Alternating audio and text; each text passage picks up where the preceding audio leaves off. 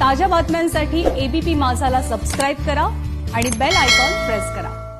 आणि यानंतर सांगलीतून एक धक्कादायक बातमी आहे। सांगलीला परतलेल्या आणखी 46 एसटी कर्मचाऱ्यांना कोरोनाची बाधा झाली आहे।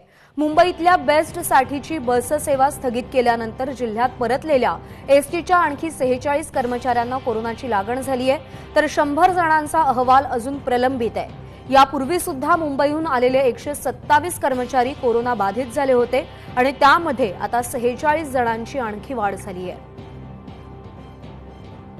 अधिक माहितीसाठी आपल्यासोबत आहेत कुलदीप माने। कुलदीप, सांगलीतला कोरोना आटोक्यात येत असल्याचं चित्र असताना आता जे मुंबईतून कर्मचारी पुन्हा सांगलीकडे येत आहेत त्यांच्यामुळे कोरोना पसरण्याचा वाढण्याचा धोका वाढतानाच दिसतोय।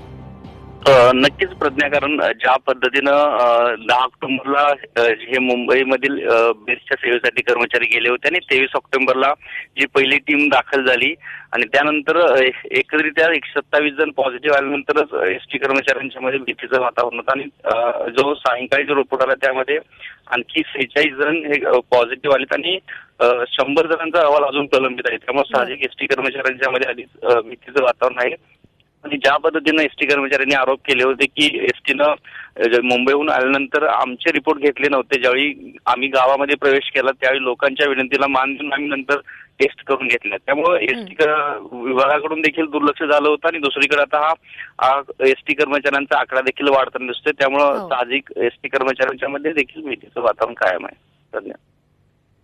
कुलदीप, धन्यवाद दिलेल्या सगळ्या सविस्तर माहितीसाठी।